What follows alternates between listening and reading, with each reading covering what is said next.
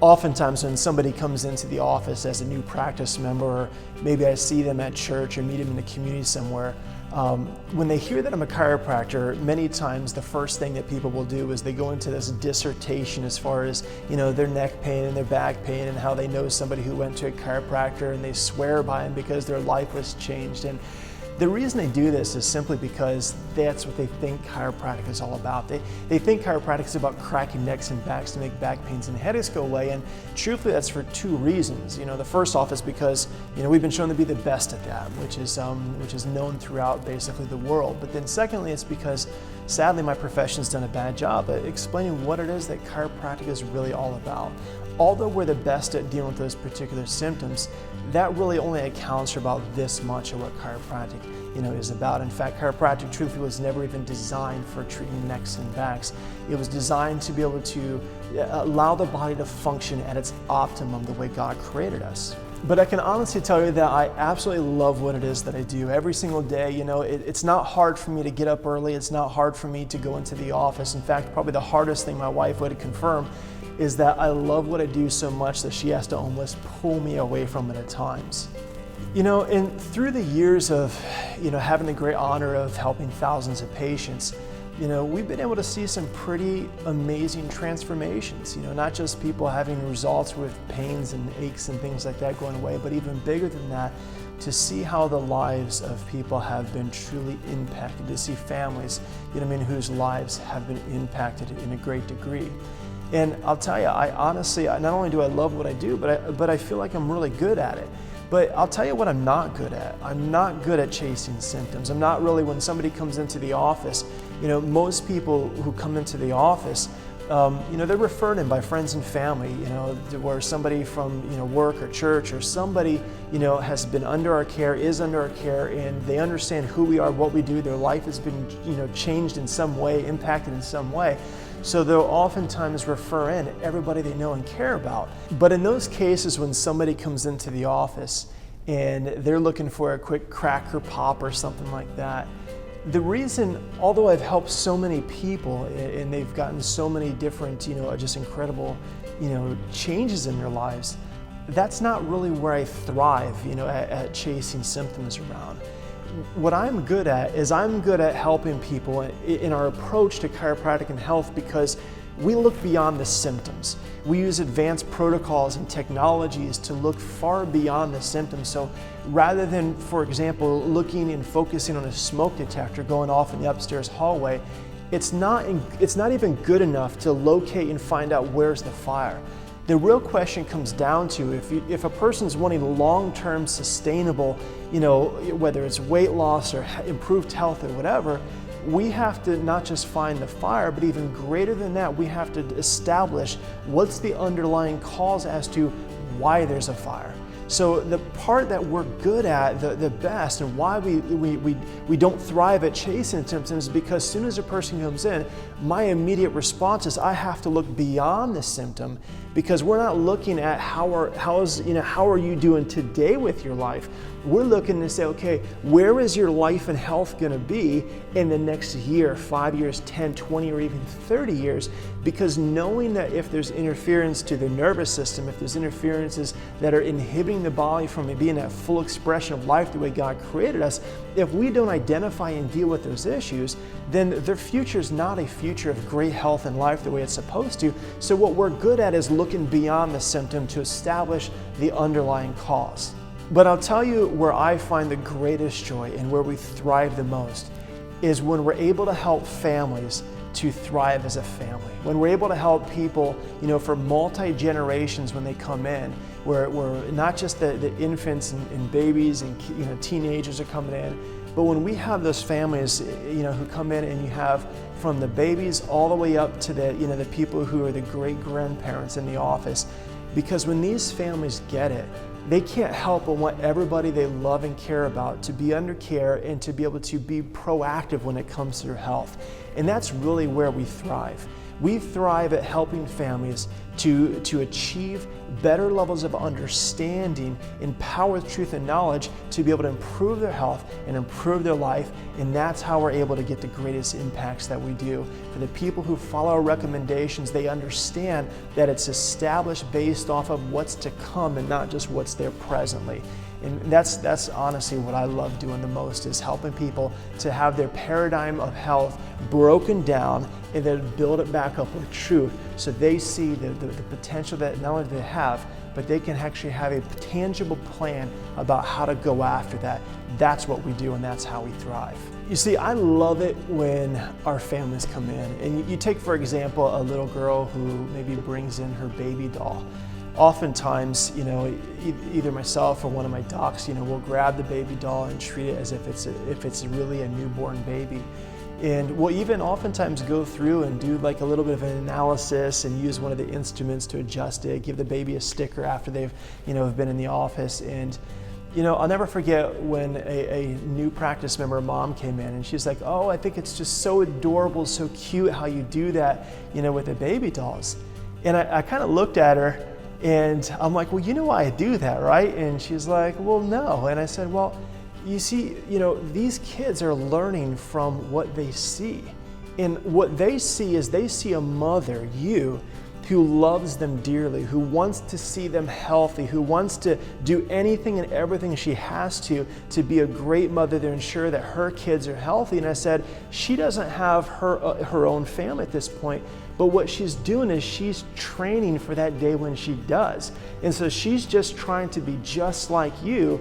So when she does have a family, if you and I work together on this, you're gonna have a greater, healthier grandkids with improved, amazing health and lives, because she's getting it based off that. So my whole goal of doing that is to reinforce what you're doing, with her, and bringing her in here. And kids just love it when they come into the office. They almost fight sometimes on who gets to be, adjusted first, or who gets to hang on. And these kids just love giving hugs, and they love, being in the office. And that's something that we love too, because, health is, I can't imagine, teaching a kid, to brush their teeth after they've already had, cavities and their teeth rotted out. It's about healthcare, which is, how do we teach our kids to make conscious decisions regarding their life and their health to be able to have a healthy, impacted future? That's healthcare. Healthcare doesn't start and stop when symptoms do. It doesn't make any sense to wait until there's some type of symptom or crisis. That's not caring for health. And so that's what I love it when kids do that, because they get it. I've even had the boys, and I'm adjusting like a little toy car, it's just whatever it takes to be able to bring joy to their lives and teach them these principles. It's an amazing thing when you see their eyes light up the way they always do. All right, so back in '98, I was wrestling in high school. As a freshman, I was on varsity and wrestling the older guys that were a lot bigger and stronger. And I got myself in a bad spot where I was drove headfirst into the mat. And I had 3 bulging discs in my lumbar area due to it. They wanted to perform surgery and help out with that. I wasn't comfortable with that. So after 3 years of suffering through it, my father brought me to New Life Chiropractic in the old office. And I think it was about 8 months into it, the pain was gone and everything was just moving along as it should. After college, I left for the Army, and there was never any issue, any pain, and that was a fear of mine before leaving. And after I got out of the service, I was still good until 2 years ago. So in 2014, I started having some pinched nerves in my neck and in my upper back, and went and saw a chiropractor in North Carolina, where I was living at the time. And all he did was make my hips hurt and pop and lock, and everything just, my neck was better, but everything else was worse. So upon moving back, after 6 months of his treatment, I was still in a lot of pain. I hadn't seen him for a year after 6 months of his treatment. So when we moved back this past fall, I decided to find Joel, and that's the guy who helped me so much the first time. and that was the treatment I could trust. I don't really like my neck and my back popping, so you have to trust who's working on you. And so coming here, a lot of those pains have disappeared again. And so I asked my wife to come in, who has neck pain, and it's really helped us both. The largest impact that Joel and New Life Chiropractic have had on my wife and I is the comfort level, just sitting around the house. We're not stiff anymore. We don't really have a lot of pains anymore. Of course, when you start getting older, you're gonna have little pains, so you just learn to accept those. But the big picture is just a lifestyle change and the comfort that we have. You see, health and healthcare in our culture and society in general, we have this idea, and a lot of times people will say, well, I want to be healthy. But you see, because society adopts this idea that health is based on how you feel, we often almost miss the bigger picture. There's, more people who are in the hospital and they're suffering from heart disease and cancer and diabetes. And so when a person comes into the office, it's almost like we have to reground them with the possibility of a healthy life. And so oftentimes I'll ask them questions like, okay, well, what is health to you? Or what are you hoping we can do to help you out? Or maybe I'll ask them, if you were thriving right now in your health, what would be different? How would you think? What would you say? What would you feel like when you got up? If you looked in the mirror, what kind of confidence level would you have? And so I'll go through just a variety of different questions sometimes with patients, and just to kind of see where they're coming from. And what's interesting though is just the idea that there's a possibility of being well. We're so used to this culture of barely getting by again that the thought of maybe being healthier is just a foreign concept. Sometimes patients will ask me, why is it that I chose to be a chiropractor? And honestly, I can say that to really explain that, when I was just a little guy, I was 4 years old, I used to have sinus allergies, and like most kids, I was raised off of going to the doctor, getting medications, and so forth. And I had bad sinus and allergy problems where if there was any dust or pollen and things like that, it would really affect me in a negative way. And so, a guy at our church happened to be one of the largest chiropractic clinics, one of the best in the country. And so we started going there, the whole family, and I come from 7 kids. And so it just became a family affair. Like that just became healthcare to us. And ever since, honestly, we started that, and learning about health and taking responsibility for health, that was the last time, we were ever at a doctor's office, didn't take any medications, and that basically was just the way I grew up and was living. And, I didn't understand all of anatomy and physiology, nor did I understand all the principles and philosophies of, what a chiropractor does.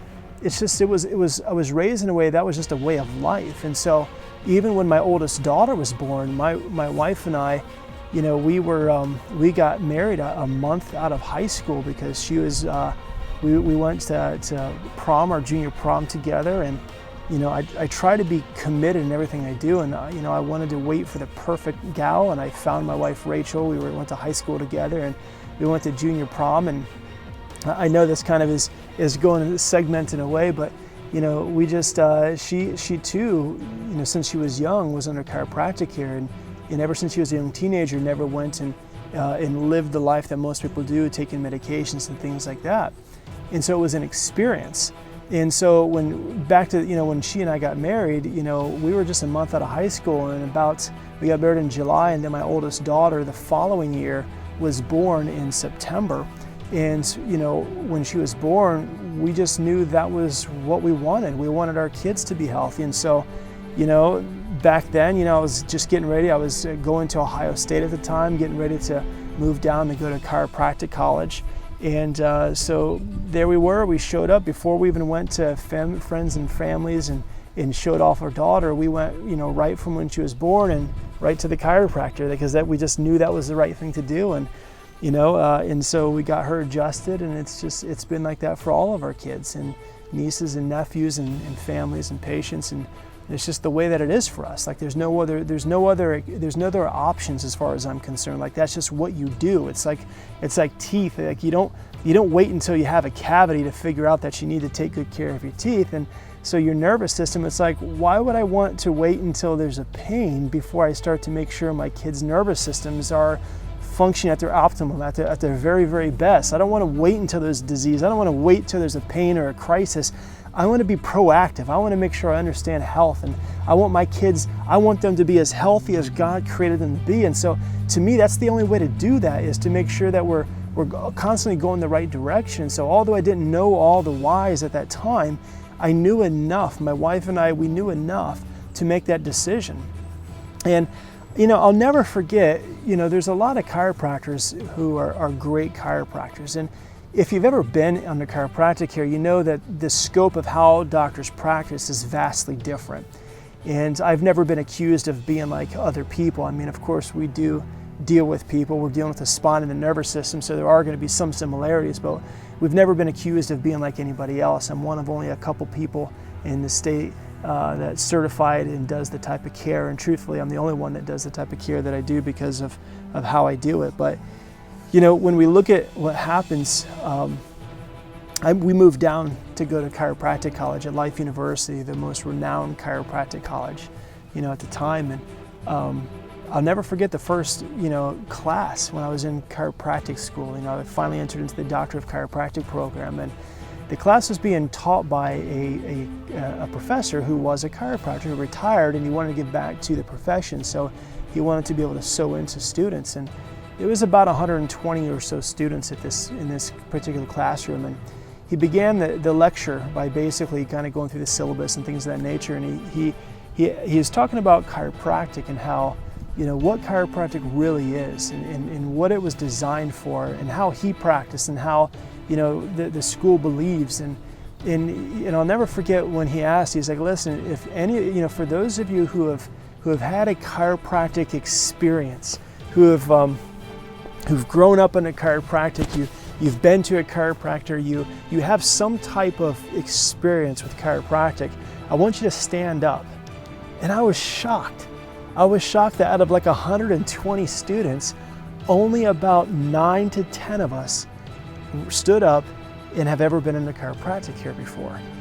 And an observation I made at that time, at that moment, was there's a lot of chiropractors out there in natural health care, in the natural health care field who are really good.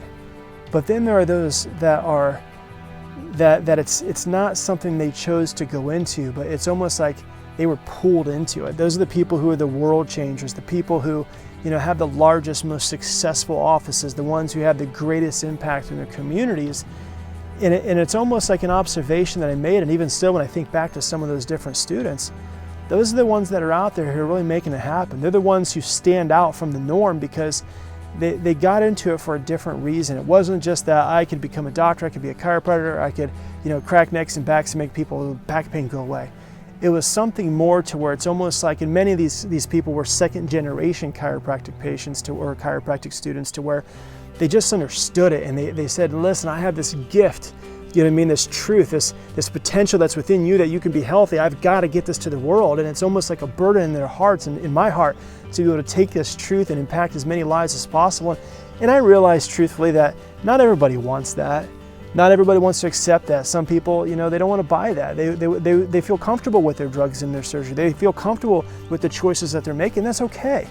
But in the same sense, there's so many people who suffer needlessly, the thousands upon thousands of people whose lives have been changed because of, not just what I believe, but what I do, that I can't imagine, going through life and doing anything other than what I'm doing right now. I just absolutely love it. I guess if you were to ask one of my closest friends or family members about me, one of the things that they would probably tell you about me is that when I commit to something, I really commit to it with all that I have, all that I am.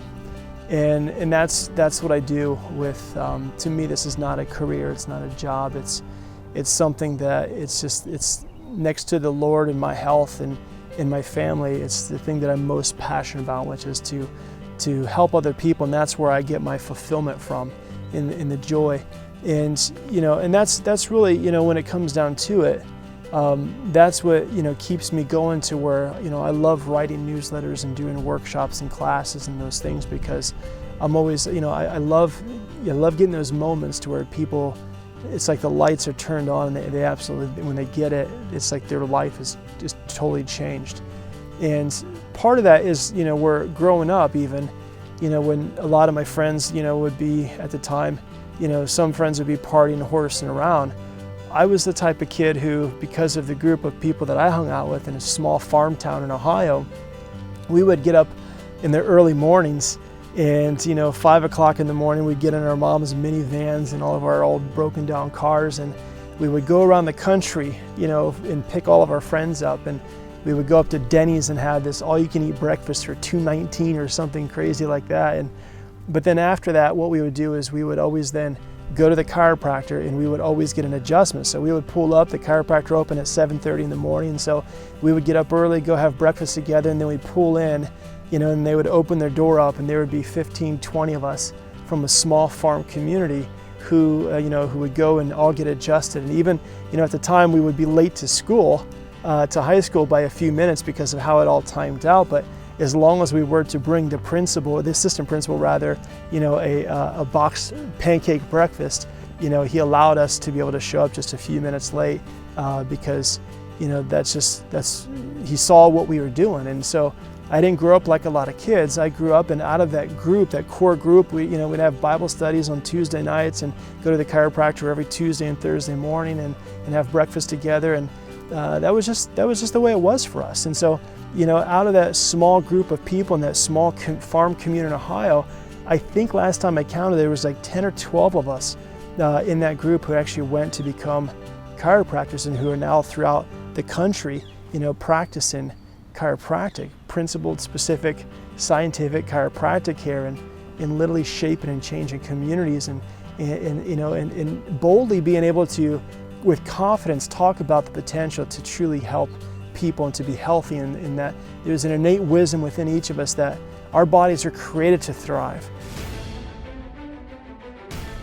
I think it's important that each of us realize that we were created to be healthy, that we have this potential to live a long, healthy, productive life, that we're not designed to just barely get by in life, but to be able to live vibrantly, to be able to thrive in all aspects. So I think it's important to understand that although we have this amazing potential to heal and be well, that God created us to have this life of vibrancy, because of this onslaught of seemingly never-ending stress that we have in our lives with sickness, disease, and medications, and processed foods, and all these things that bombard us every day, what most people do is it's not producing these kind of results. So we talk about the potential of being healthy, but in the same sense, people start to question, well, if that's what the case is, and I'm designed to be well, then why am I not? And it really comes down to identifying, what is it that these stresses are doing, and how can I take control over my life in order to be able to either avoid or minimize and negate those negative stresses and how they impact my life. After all, if we've paid attention, over the last 35, 40, 45 years, anybody can clearly pick up the reality that there's more hospitals than ever before. There's more people taking medications, more people who are suffering and dying prematurely, whether it be from heart disease or cancer, diabetes, hormone imbalances, people who can't sleep, or they're overweight, obese, or whatever it may be. And so because of these stresses that we have in our lives, because of the onslaught of chemicals and the way we're treating our bodies, the body struggles and it suffers. It doesn't mean that the potential's not there. It just means that we have to start to look into, okay, what is that potential and how can I reach that? What do I have to do? What do I have to avoid in my life, or what do I have to add into my life that can help me to be able to reach this amazing level of health the way that we're capable of being able to reach, the way that we're capable of being able to live. Most people, you see, they make this horrible mistake in that they base their health on how they feel. And although that may have been the way of doing it, 100 years ago or further back than that, that system is outdated, especially when we stop and think for a moment that the reason most people are dying prematurely, the reason most people end up in the hospital, most people are taking medication, are from conditions, diseases, problems known as silent killers. That thinking or way of reasoning doesn't make any sense anymore. So this whole concept that, well, I go in when it hurts, or I go to the doctor when I feel like I need to, they're going to give me a medication to make me feel better. And there's no arguing that people want to feel good. But the reality comes down to, if there's interference, if there's a disease process that's within, to go through life thinking that we're taking pains away or taking symptoms down is actually producing an outcome of better health, all we'd have to ever do is look at the statistics and see how there's more people who are suffering, dying, and having these conditions than ever before. So the question then becomes, is that even working? So if I take good care of myself, if I learn about health and how to promote better health and life and healing, how's that going to affect my life? Will it increase my energy, my ability to sleep? And so when we go through this process with our patients, it's so much fun, because once they understand this, they start to not just realize what the potential is, but then they also start to ask these questions. Well, what if I don't do these things? So in other words, if I don't take care of my health, then what's my life going to be like down the road, And it's not just how our lives are affected, but part of what we try to do is to help people to recognize that this life that God has given us here on this earth is not just about us, but it's how we are able to impact the world, particularly the people that we love and care about the most. So maybe it's a mom or a dad. It's the question becomes, if we learn about health, then produce health, then that means that I can walk my daughter down the aisle at some point when she gets married on that day, or maybe I can meet my grandkids. But in the same sense, how many people don't get to do that? How many people, because their health is so bad, because they're not at the level that they could and should be, because they were a little bit reckless with their life and they didn't understand everything, nobody took the time to teach them, then unfortunately what happens is then they're suffering. So people oftentimes find themselves to where they work their butts off their whole lives, and they look forward to this life of retirement where they can enjoy their time with their family and travel and their grandkids and yard work and all the things they love to do. But then they get to that point, and sadly in America specifically, we get to that point to where we retire and we go to choose life, if we even make it that far. And then it's like the last couple years of our lives are in and out of doctor's offices, taking handfuls of pills every day. And then the kids, grandkids, as they spend the night, they're watching grandma and grandpa taking handfuls of pills. And that's what they picture to be health. And that's why, so sadly, the younger generation nowadays, when they're surveyed and asked, do you want to live to be a long, healthy life? Well, if you put yourself in their position, in their shoes, and witness what they witness, would you want to live a life like that? To where you're compromised, you're not able to do the things that you love to do, that you're dependent on medications and drugs because your health is in a state of crisis? I mean, imagine what a kid's thinking when they see their grandparent, their only grandparent that's living perhaps, in that they're barely living, and it's like this idea that if I don't have these medications, then what? I don't have a grandmother anymore. And so a part of it's not just about, helping people to understand what health is and how their life is impacted. But realistically speaking, it's this understanding that this life that God has given us, this health, this potential, it's there. And if we can learn how to better steward and understand more about how we can promote better health in us, then as our kids then, instead of watching us taking handfuls of medications just to suffer, what if they see something altogether different? And that's a lot of times what we find is people don't consider that, but when they do, then all of a sudden it's like these lights come on, and that's when their life is impacted to the point where they can see that part of my life is to impact that grandkid, or that my daughter, my son, or whoever it might be. And if I don't do it, then who's going to? And so part of our lives is always about impact not just in our lives and how we want to live, but how we're also going to spill over that, so to speak, onto the lives of other people. And that's really what I find most of my joy in, is being able to get those people to where once they understand again that it's not just about here I am today with this matter. We want people to feel good, of course, when people come into the office. There's no doubt, there's no question about that. But right away, what I have to do to have the level of impact the way I feel that I'm called to is I have to look beyond that. I have to look at somebody who's maybe a young parent and think, my goodness, what a mission that you have to have this little girl, these three little kids, you know what I mean? Or to see somebody come in who, is in their 50s and they're already struggling. Their doctors have them on handfuls of medication. They're up all night because they can't sleep. And to think about, how could your life be different? So if I sit down with somebody and I ask them a question, okay, as a new practice member perhaps, so I sit them down and look them in the eye and I say, if your life were thriving, if you handpicked and selected your life the way you would want to live them, what would you do? Where would you go? How would you think? How would your life be different? Would there be difference? What would your life be like if you were literally thriving in all aspects, physically, mentally, spiritually, chemically, relationally, financially? If your life was literally thriving, what would your life be like? And if there's a difference, what would that difference be? And the whole idea of that is just to get them to start to think about, is there more that I could be doing? Are my actions today, if I choose life today, will that have an impact on my tomorrows? And of course, we know the answer to that. but that's my responsibility. If the word doctor means teacher, my responsibility, at least the way I take it, is to do my best to be able to probe people to want something more for their life and their health. Because if I'm not going to do it the way I look at it, who's going to? It's not going to be their doctor who's already given them handfuls of medication. That's not going to change anything. Something has to be done different if we want to get a different result. And most of the time when people get to the office, they're crying out. They're looking for help. And that's where we come in. Is our goal is not to diagnose or treat anything. Our goal is to be able to look at what health is. And if we understand what health is, then it's clear to see what health is not.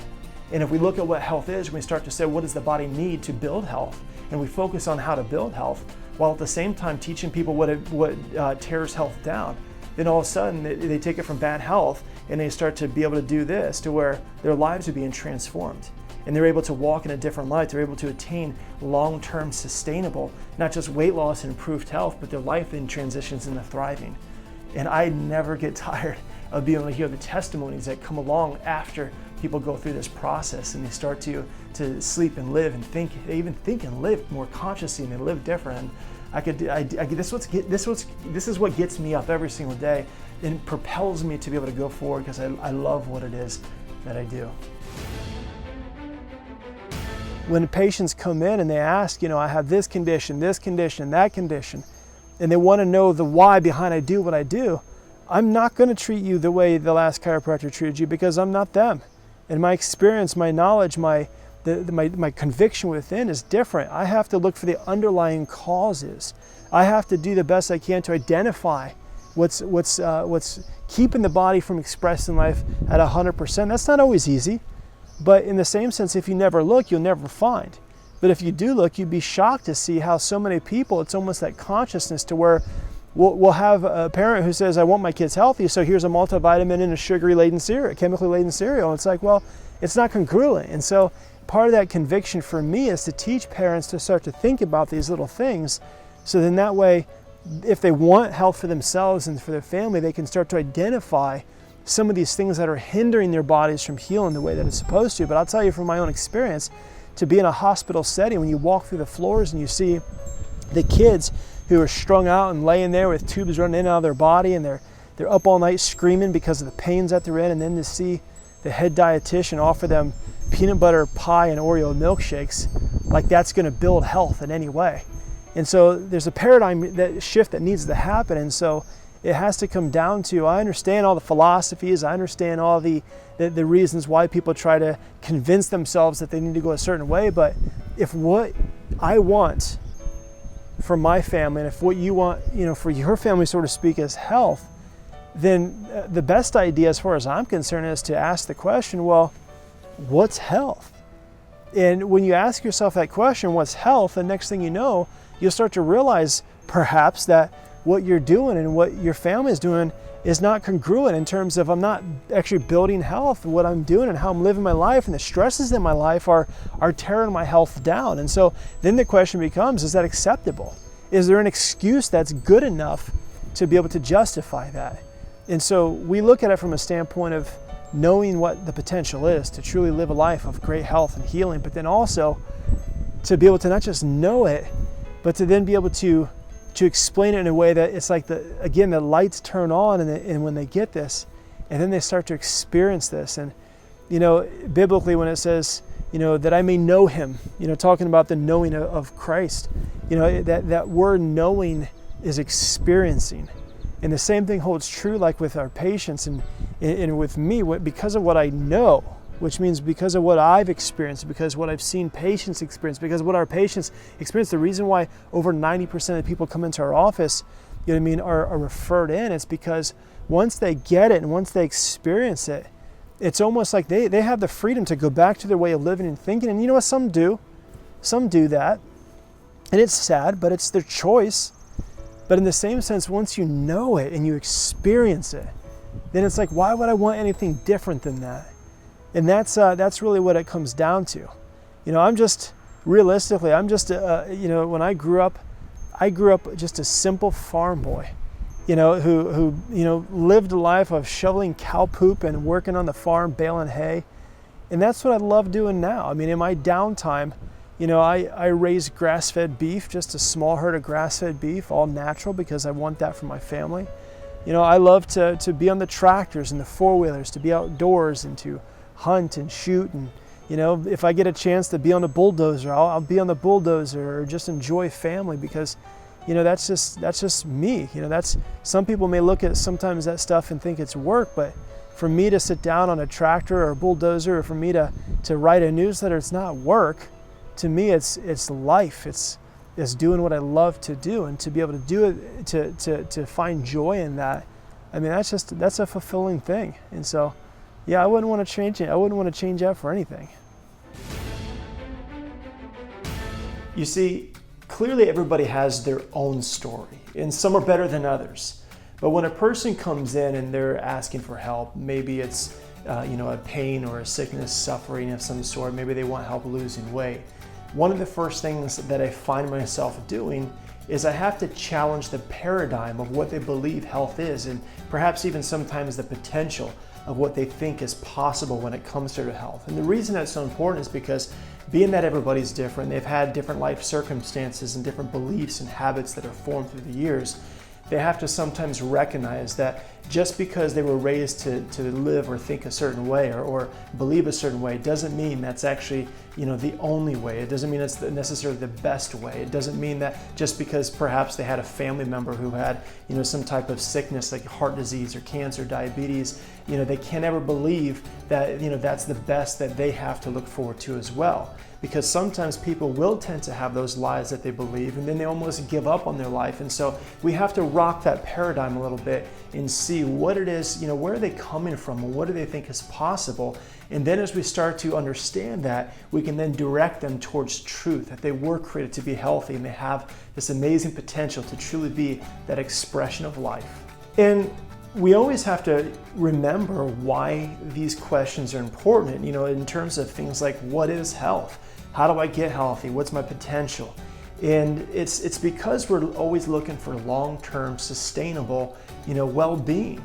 And so as a person begins to understand more of that potential and just the basics even of what health is, then the next question that I think is important and necessary for everybody to ask themselves is what I'm doing right now enough to not just get healthy, but to stay healthy for the rest of my life? And I guess if you were to take that even a step further, if once a person understands health and they ask themselves that question as far as, is it good enough? Then the next question, that if they don't answer that, they're only left with one other option. And that option is your excuse good enough? Because is that, if we have that excuse has to be good enough then to be able to justify the suffering, to justify the handfuls of medications, the not being able to live the life that they've always dreamed of, to justify how they feel about themselves and a dwindling sense of self-worth even. And so getting back to that whole idea that everybody has their own story, for me, I grew up since I was about 10 or 11 to where I was a farm boy. I grew up just working on the farm.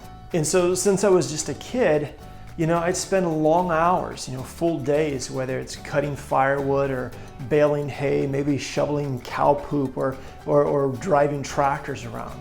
But that's what I did growing up, and I loved it.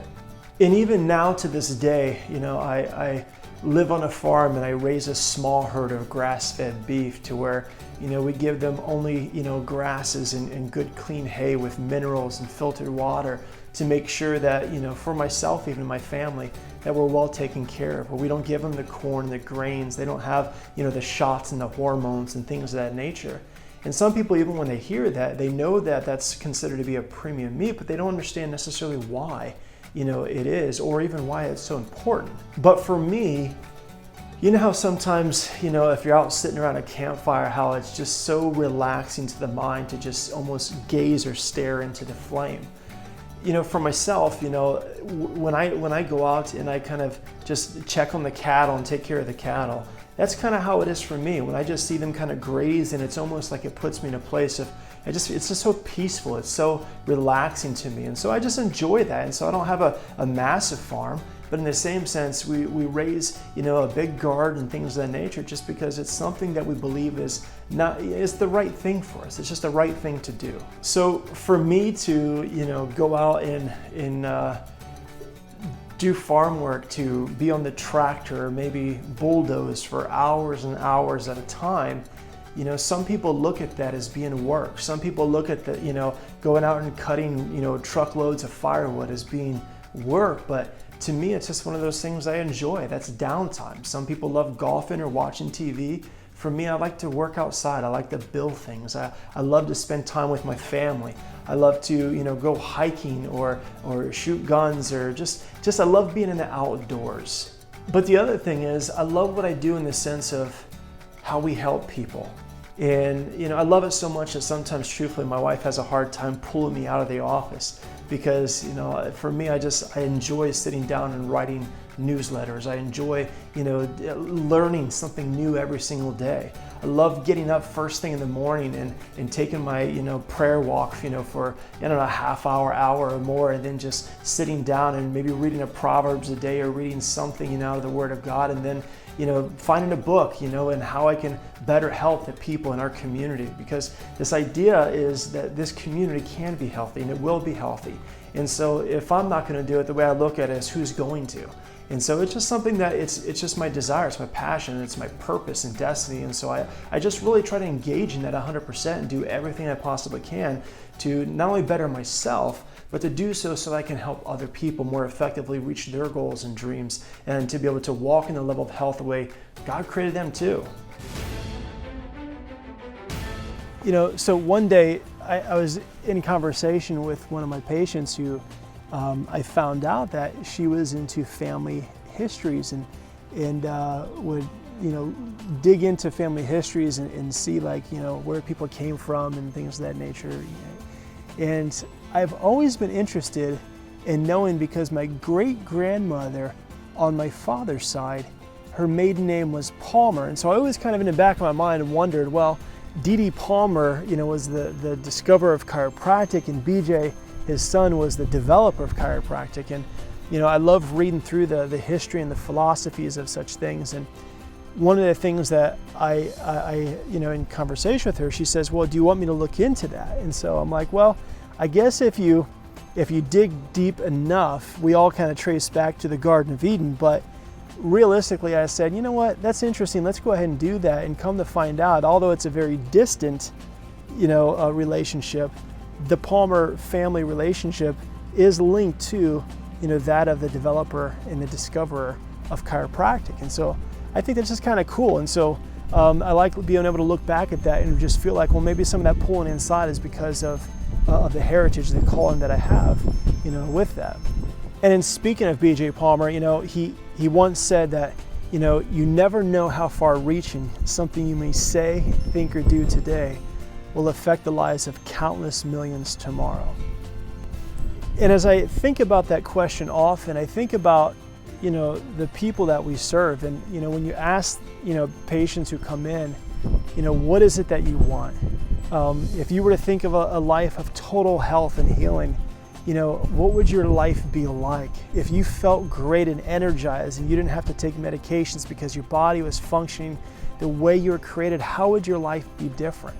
What would you want your life to be like? And is there any excuse good enough to justify then why you're not doing those things now? It's not like health is difficult, but if we want it, it's about going after it. And so the question is always, it comes down to, what is it, just like in my situation, what is it that I want? And then, is what I'm doing right now good enough to allow me to live a life of my dreams, to where I can express life at 100%? Is what I'm doing and how I'm raising my kids good enough to be able to ensure that their health is going to be great? Because if it's not, the reality comes down to, there's more kids in pediatric offices than ever before.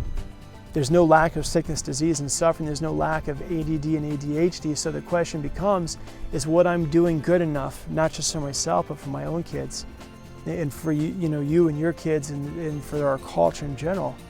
Is it good enough to justify, our actions? Do our actions speak truly louder than words? And is there anything that I can do different? Is there anything that you can do different to position ourselves in a way that we can truly be the expression of life, that we can live vibrant lives the way we created it? And I guess, that's the main thing.